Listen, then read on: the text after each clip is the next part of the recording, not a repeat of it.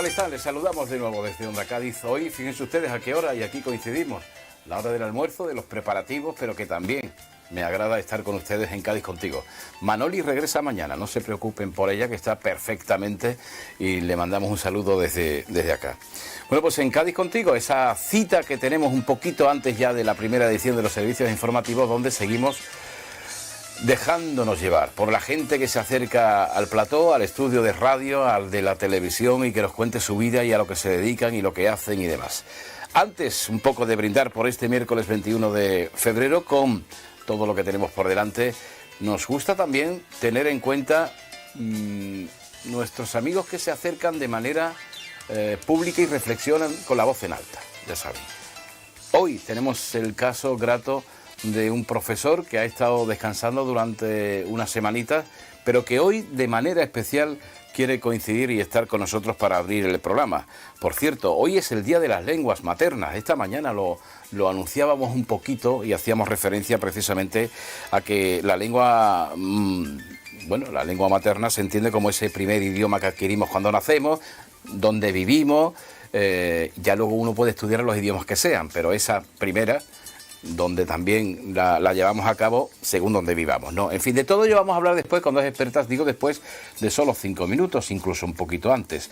Y sobre las lenguas, y este día grato es sobre lo que quiere hablar, y de hecho va a reflexionar nuestro querido profesor José Antonio Guerrero, a quien damos la bienvenida y con el que compartimos estos primeros minutos del programa. Adelante, caballero.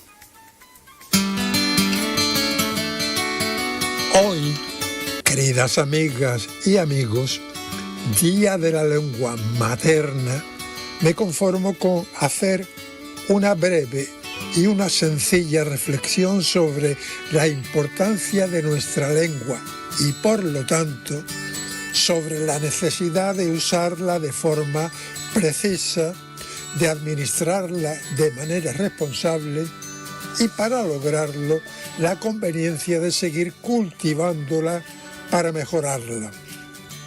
Afirmo, en primer lugar, que nuestra lengua materna posee muchos poderes y tiene mucha relación con todos los poderes o con cualquier poder.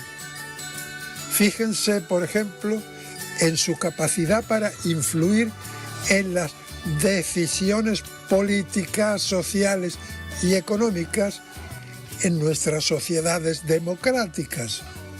Fíjense en el poder de las declaraciones, de los discursos y de las declaraciones de los líderes, y fíjense en el poder de los periodistas, en el poder de las palabras, de los médicos, de los psicólogos y de todos los trabajadores de la sanidad. Fíjense en la importancia de los profesores o de los comerciantes. Pero hoy me refiero a la importante poder de nuestras palabras para conectar y para comunicarnos con las personas con las que convivimos, a las que servimos y sobre todo a las que queremos. Fíjense de manera especial en el poder de las palabras que nos decimos a nosotros mismos, esas que nos sirven para identificar nuestra interpretación de los episodios que vivimos, el valor de los objetos que usamos y sobre todo la importancia de las personas con las que convivimos. Me refiero a ese diálogo interno del que en gran medida depende nuestro bienestar, nuestra felicidad, de ese diálogo familiar que es importante para seguir conviviendo. Feliz día, queridas amigas y amigos de nuestra lengua materna. Buenas tardes. Gracias y buenas tardes, profesor. Una vez más, reflexión en voz alta, en este caso coincidiendo con el Día a nivel mundial de las lenguas maternas. Tengo aquí a dos invitadas que les presento de inmediato, que conocen también de la sabiduría y el buen hacer de nuestro querido profesor Guerrero. Por una parte voy a saludar a Teresa Bastardín, que es, quien dirige un poco y coordina ese observatorio de hablas andaluzas dentro de la UCA. Querida Sí, Teresa, ¿cómo estás? Bienvenida.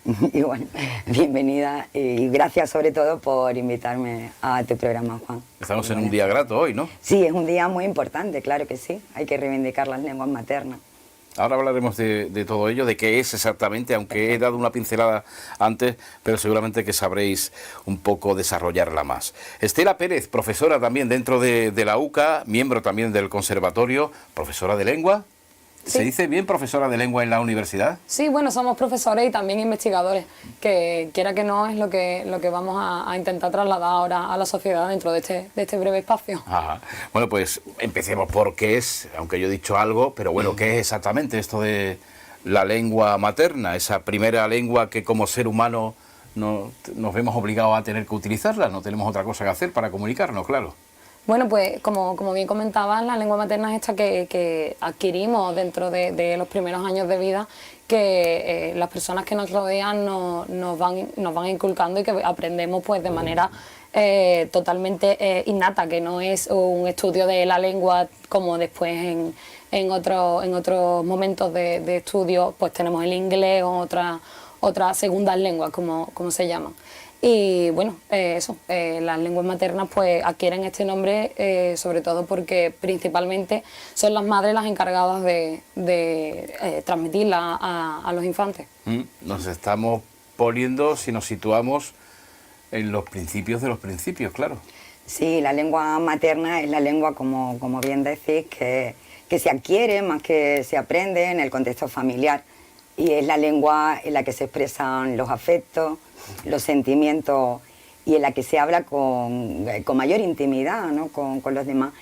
Y en cierto modo eso hace que se vincule también a la identidad. Nos identificamos más con esa lengua que es adquirida y que nos han transmitido nuestros padres y nuestros familiares, más que con la lengua escolar, ¿no? Con la lengua que aprendemos. La lengua, en España, ¿cuántas hay? ¿Cuántas existen? Bueno, pues como lengua oficial de todo el Estado tenemos el español, pero bueno, después existen otras lenguas cooficiales, como bien recogen los estatutos de autonomía y el artículo 3º de la Constitución.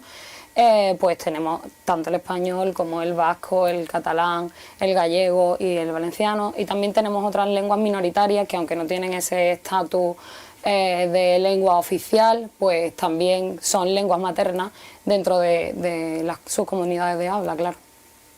La lengua es una cosa, el idioma es otro, ¿es lo mismo?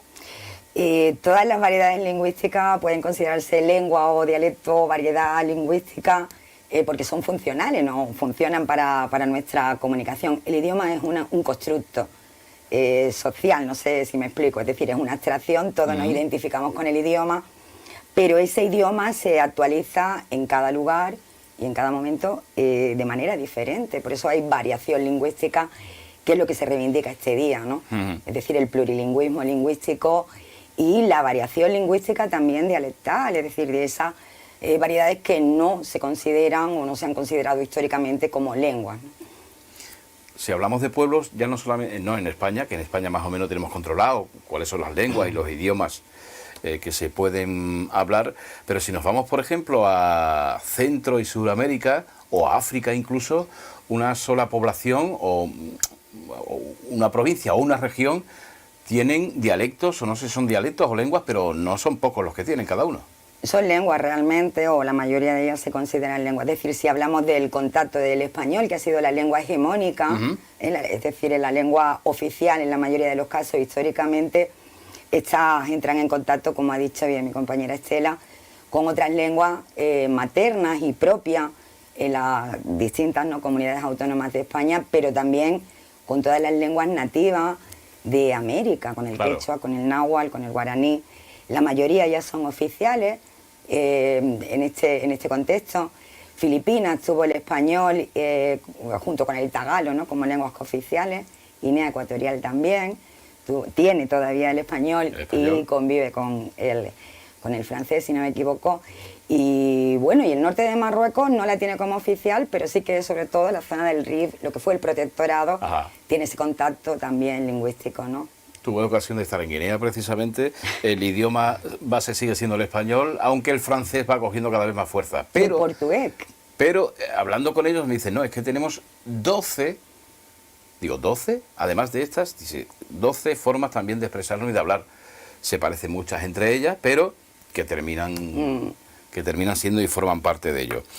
Celebrar un día como hoy, vale, porque la lengua todo el mundo da por hecho que sabe hablar, mejor o peor, pero nos comunicamos y nos entendemos. Pero reivindicación, seguramente que habrá alguna, el por qué se celebra un día como el de hoy.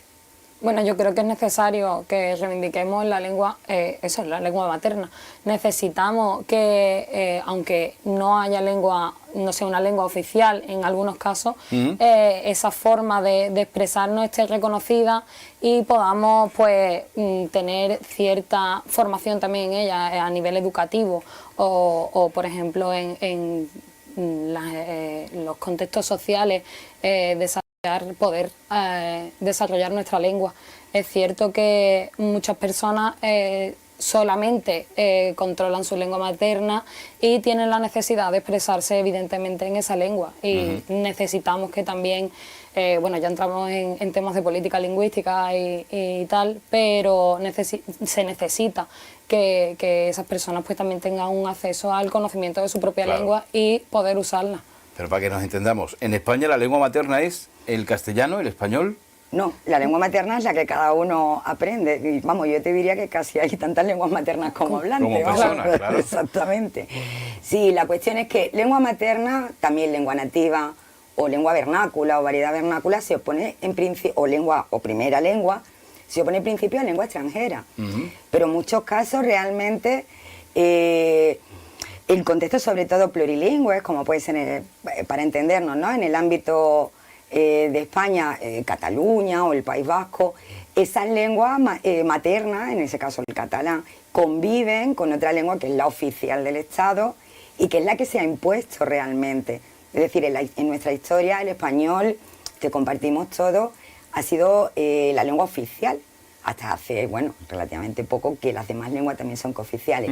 Entonces, desde esa perspectiva, lengua materna se opone casi a lengua oficial y las lenguas maternas se sienten minorizadas, se sienten poco valoradas y se necesita reivindicarlas. Sobre todo porque lo que hemos dicho, es la lengua en la que cada uno nos expresamos nuestros sentimientos. Y yo te diría más, Juan, lo mismo se puede decir de estas lenguas en relación con las variedades dialectales. Yo pienso, por ejemplo, en el caso nuestro, en el andaluz, nosotros mantenemos y aprendemos de nuestros padres una variedad lingüística en la que nos expresamos libremente, pero cuando vamos a la escuela nos enseñan una norma estándar española que difiere mucho y en la que a veces, con la que a veces no nos identificamos en ciertos contextos, ¿no? Entonces, lo natural en el mundo es el plurilingüismo, el monolingüismo y sobre todo el monolingüismo centralista que hemos heredado es un constructo social, histórico y político. ¿Sabes qué he hecho en falta? A ver. Yo a nivel personal, el haberme podido expresar como realmente mi lengua materna durante los primeros años de mi vida me enseñó. Claro, al dedicarte a un medio de comunicación tenía que corregir muchísimas cosas, acentos, eses, zetas, lo digo por el tema andaluz, ¿no? Sí, y sobre todo cuando también tenías que abarcar y moverte en situación ya a nivel nacional, donde decías, yo no puedo cecear para contar algo que no sé si me van a entender. Aquí posiblemente sí me entiendan, pero fuera de aquí no. Entonces ahora cuando ya uno es un poquito más adulto y demás, y tiene este conocimiento gracias a vosotras, dice uno, joder, pues ¿cuánto podría haber dado yo por expresarme como realmente me quería expresar, que como yo seguramente que había muchísima gente más escuchando? Sí, bueno, y afortunadamente está cambiando, ¿no? Es decir, si vosotros los periodistas habéis tenido que ajustaros a una dicción, a una pronunciación muy normativa, muy centro-norteña realmente, pero esto está cambiando. Yo ya escucho en los programas a personas andaluzas que cecean, porque ningún rasgo es mejor que otro, es decir, el ceceo no es mejor que el seseo, ni que la distinción. El prestigio no viene dado por lo social, es decir, es la idea y la actitud que nosotros mostramos ante eso. Y puede cambiar, y de hecho yo creo que está cambiando.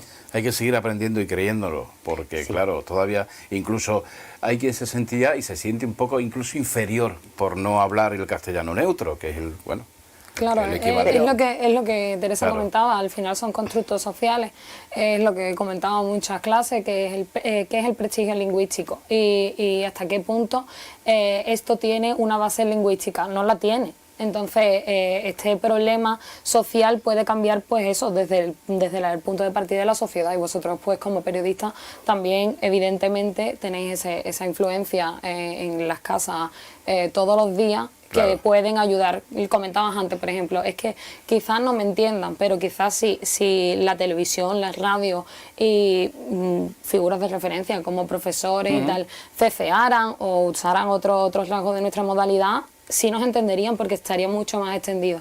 El problema es ese ajuste a la norma impuesto y que al final pues entra en contacto con este prestigio lingüístico. No sé, yo veo un ejemplo muy claro en la relación comparada, ¿no? El español que se habla en América, en muchas zonas de América y en el andaluz, se sean, realizan yeísmo, incluso neutralizaciones, ¿no? Sí. Ahora estos cantantes dicen cuerpo o muerte y nadie los valora mal, es decir, la valoración, buena o mala, está en relación con los hablantes, pero no con los fenómenos, y varía dependiendo del lugar. Por eso decía yo que antes nos lo tenemos que creer nosotros mismos y después exportar Claro. y hacerlo más extenso al mundo si así lo vemos, claro. Oye, esto de las reivindicaciones, ¿desde cuándo? De siempre seguramente, pero ¿desde cuándo? De unos años atrás, poquito, donde se quiere llevar un poco más a poder llegar a más gente, ¿no? Es cierto que ahora, por el contexto sociopolítico, parece que las reivindicaciones han surgido ahora, en el contexto sobre todo catalán y tal, pero bien es cierto que todas estas reivindicaciones surgen pues muy antaño y sobre todo tienen su germen en el siglo XIX. A partir de ahí empieza a desarrollarse un movimiento nacionalista en el que dentro de cada grupo de hablantes o dentro de cada sociedad se pretende poner en valor su propia lengua para poner de relieve su identidad, porque como ya hemos comentado, lengua e identidad van de la mano. Ya, lo que pasa es que, bueno, volvemos a hablar de lo mismo, nos exponemos al mundo y no estamos seguros de qué manera, ¿no?, afrontar eso, si hablar como de verdad hablamos o hablar como hablan los demás para que nos entiendan, un poco lo que hablábamos antes, ¿no? Pero eso hay que educarlo, ¿no? Claro. Para eso estáis vosotros y estamos nosotras dando clases, es decir, eso hay que educarlo.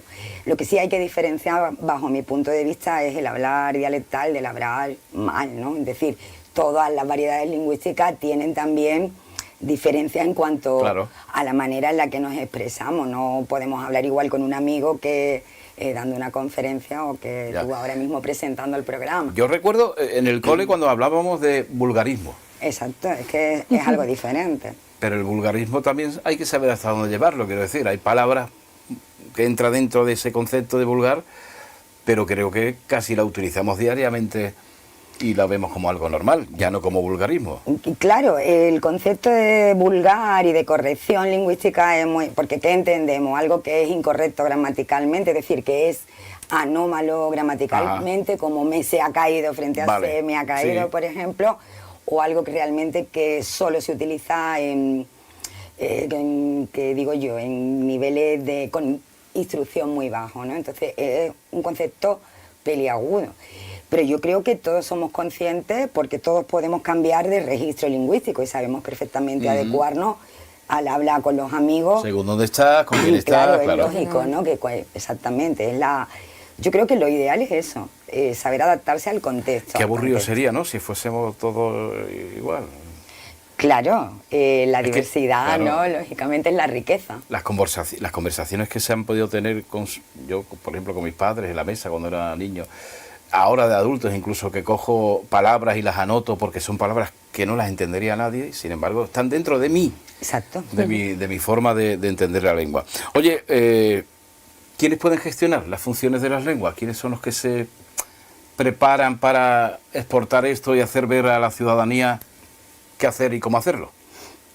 Realmente la gestión explícita de las lenguas y de las variedades lingüísticas en general se encarga, pues realmente las instituciones públicas, las instituciones públicas y estatales sobre todo y autonómicas, es decir, es una intervención consciente, a veces interesada también. y ellas a veces encargan a determinados organismos pues la planificación. Es decir, que la política lingüística está, política que intenta rescatar lenguas minorizadas o política que quieren imponer un monolingüismo o que pretende hacer cooficiales, etcétera, etcétera, y ellos lo encargan a determinados organismos. Nosotros desde la creación de la academia yo creo que está claro que el referente básico hasta ahora creo es ella, ¿no? Ella es la que dicta las normas de un poco de que marca la pauta del español. Fácil parece que no se ve. No sé cómo se lleva a cabo todo esto. No es fácil, No, realmente no es nada fácil, y de hecho la academia, si lo pensáis, ha cambiado. Es decir, al principio tenía una visión mucho más centralista y ahora el diccionario de dudas que sacó es diccionario panhispánico, la gramática hispanhispánica. Se recogen palabras que nunca pensábamos que iban a estar ahí, claro. Yo les cuento a los alumnos hasta hace relativamente poco, celular o computadoras estaban marcadas como dialectales, como americanismos frente a ordenador o móvil. Y si lo pensáis, son las palabras mayoritarias en la lengua española. ¿Has sacado tú el tema? Dígame. Exportamos, somos de los primeros países aquí en Europa y demás, el habla también, tiene que ver mucho. Sin embargo, en ese sentido, de allí, de la otra parte del charco, de América, recibimos muchísimas instrucciones sin querer, pero las hacemos ya como nuestra también y diariamente las utilizamos, claro. Claro. Dentro de otros contextos, pero sobre todo lo que comentaba antes Teresa, el tema de la música y la globalización con respecto a las series y todas las plataformas de series nos dan la ventaja de abrir la mente y que nos lleguen esas influencias, porque estamos escuchando otras variedades que no son las que tenemos alrededor y por tanto ellos recibirán nuestra influencia y viceversa. Gracias a esta nueva moda del reggaetón, de las nuevas series, incluso de los doblajes, tenemos esta llegada de nuevo, no solo nuevo vocablo, sino de nuevas expresiones completas y de ciertos rasgos de las variedades de la otra parte del charco, como comentaba. Ahí estás hablando de ejemplo, la música, yo creo que como expresión que defienda más lo más nuestro puede ser el flamenco todavía, ese flamenco, ¿no? Donde incluso se utilizan palabras que están fuera ya de nuestro vocabulario diario, pero que se sigue manteniendo, ¿no? En relación con el flamenco, hoy comentaba yo en clase, sobre todo por las palabras del caló, ¿no? Que a veces penetran en él la palabra lache como vergüenza, que allí se la escuchaba. Yo cuento siempre las anécdotas a los alumnos, a mis hijas, ¿qué lache? ¿En qué momento se ha extendido esta voz que yo además la tenía bastante adscrita, sobre todo a la zona del oriente andaluz, pero nunca jamás me imaginé esto. Y mi hija, por ejemplo, me dice, dame un popote, una cañita, mira. Y yo, claro, es lo que dice Estela, la globalización. La hemos tenido desde que empezó, lógicamente, la colonia americana, palabras como papa, que es la quechua, no es patata. Patata es un cruce con batata, realmente. Y nosotros los andaluces decimos papa, y papa es la palabra etimológica realmente. Hule, que es una palabra náhuatl, por ejemplo, tiza también. ¿El hule qué es? El hule que se pone encima de la... Claro, es una palabra náhuatl, por ejemplo. Hay tantas que ya desconocemos porque se han integrado en nuestro idioma. Es decir, esto es un viaje de ida y vuelta, ¿no? Espero que sea de vuelta, porque se nos escapan muchísimas cosas que yo no sé si, por eso decía lo de la reivindicación, de estar presente ahí, porque claro, se pierden y es una pena muy grande. Yo he puesto antes el ejemplo familiar de que hay palabras que ya no se utilizan, que muchas de ellas caían en el vulgarismo porque eran mal pronunciadas por no saber decirlo, pero tenían su significado y formaba parte un poco de mí, hablo yo a nivel personal, de mi lengua materna. Entonces, eso es la lengua materna, con la que tú te identificas, te sientes cómodo, y siempre, y con la que expresas, ¿no? Claro. Oye, las academias, hablemos también de las academias de idiomas. ¿Qué es lo que ofertan? El idioma, iba a decir universal, ¿no? Pero bueno, en España cuando se da clases de español, castellano, a ingleses y alemanes, a ver, ¿qué es lo que se da ahí?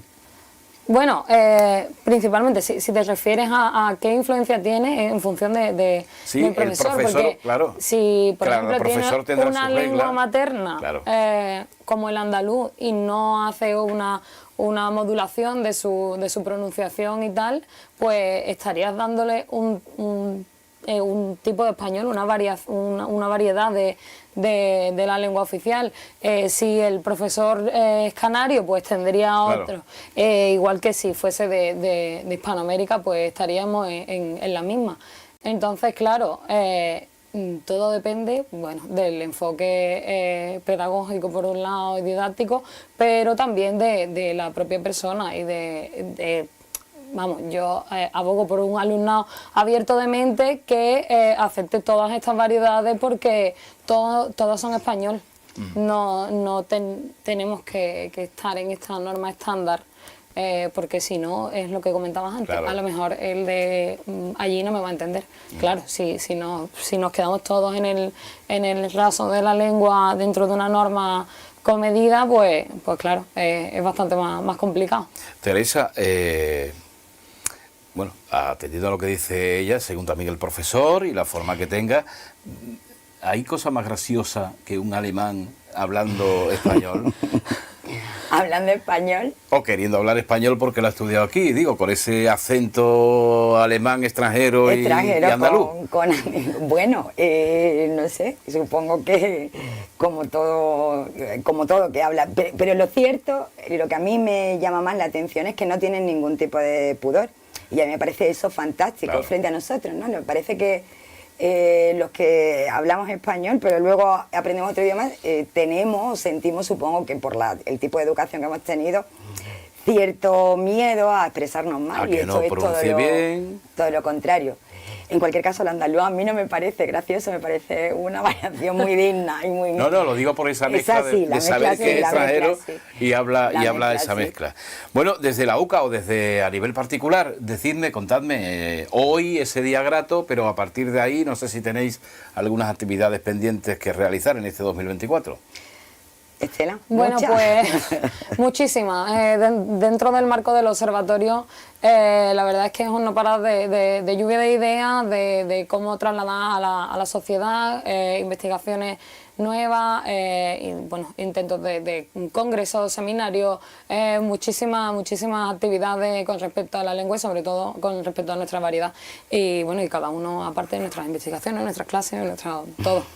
¿El observatorio quiénes componéis la entidad? Bueno, el observatorio tenemos un núcleo, ¿no? Ajá. El núcleo fundacional en el que está Estela, Miguel Silvestre, Margarita Fernández González, somos unos pocos, pero luego el observatorio se integra dentro del Instituto de Investigación de Estudios del Mundo Hispánico y bueno, pertenecen a él prácticamente los miembros de la unidad que se dedica a lengua y literatura. Junto a esto tenemos pues la colaboración, además vamos, no puedo tener mejores palabras para ello, de algunos compañeros de otras universidades andaluzas, de la Universidad de Granada, de Málaga. Tenemos que darle el empuje, son muchas las cuestiones que tenemos pendientes, pero prometemos hacer exposiciones muy pronto. Queremos sacar ahora una monografía sobre vocabulario histórico andaluz, dependiendo de las distintas zonas, vamos a contar, o queremos contar con la colaboración, como te he dicho, de gente de Granada, de Málaga, de Jaén, en fin, un poco representativo de todo el dominio para que veamos también la diversidad, ¿no?, que hay dentro de nuestras aulas.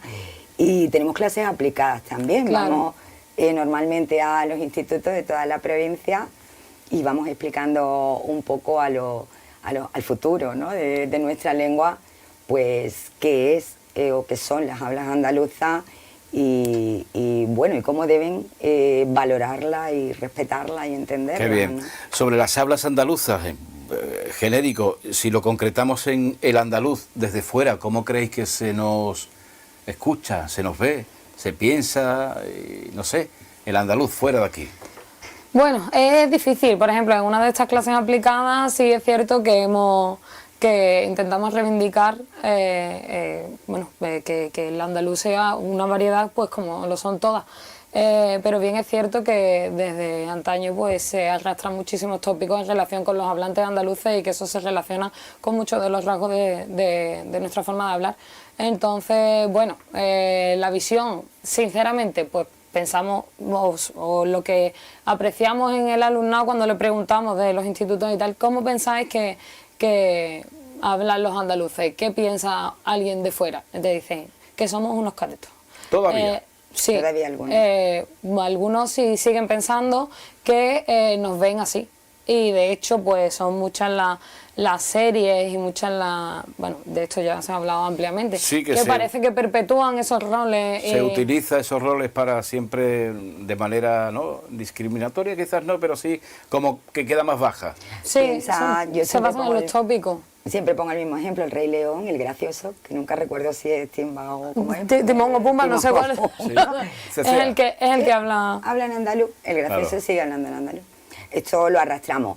Aún así, yo estoy firmemente convencida de que esto está cambiando. Incluso observo, en cierto modo, una radicalización. Es decir, los rasgos más estigmatizados son los que se están utilizando como rasgos etnolingüísticos, como rasgos de identidad. Por ejemplo, el ceceo, ¿no?, que ha estado muy desprestigiado y que ahora se eleva a esta es nuestra identidad.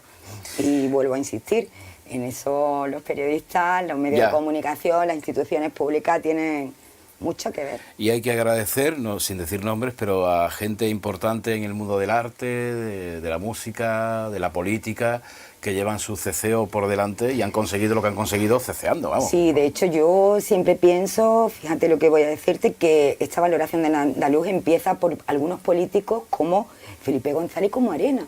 Me estoy remontando a una Sí, sí, época sí, sí. de uno y de otro sitio, no, pero son los que en cierto modo, o algunos de los que dignificaron, yo creo, esta manera de hablar andaluza, más allá del chascarrillo, del andaluz gracioso, exagerado o lo que sea. Eso tiene Es también decir, sus libros que escribir, bueno, claro, que tenemos entonces, bastante historia sobre ello. Y con ello, pues muchos artistas, claro que sí, claro que sí. Pues no sabéis cuánto me alegra de hablar como hablamos y entendernos perfectamente, que nos entienda todo el mundo.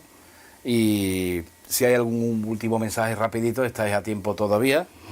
Estela, tienes Pues, la última En palabra. inglés no me lo cuentes. Vamos a intentar que sea en andaluz. A ver. Pues nada, eso, sobre todo a la sociedad comentarle que estén orgullosos de su habla, de su lengua materna, que en este caso, en la de nosotras es el andaluz, pero que dentro de la sociedad y dentro de todos los que nos vean, que estén orgullosos de su propia lengua materna y que la reivindiquen, claro. Hay que sentirse así. Teresa, gracias. Gracias a ti, Juan. Momentito que vea idóneo, buscamos hueco y seguimos hablando de esto o de lo que queráis del Muy propio bien. observatorio, que aunque estáis centrados en ello, pero bueno, si hay cualquier cosita que quieras compartir, aquí estaremos. Teresa, en este caso, y Estela, agradecidos estamos de que estéis aquí y que nos hayáis contado las cosas, aunque quedan muchísimas por contar, pero bueno, espero que ustedes se hayan enterado de algo, ¿eh? Creo que sí. Chicas, muchas gracias. Gracias a ti. Gracias a ti. En la Universidad de Cádiz, aquí con nosotros hoy, en este caso con dos profesoras que siguen impartiendo sus clases y tienen las cosas muy claritas.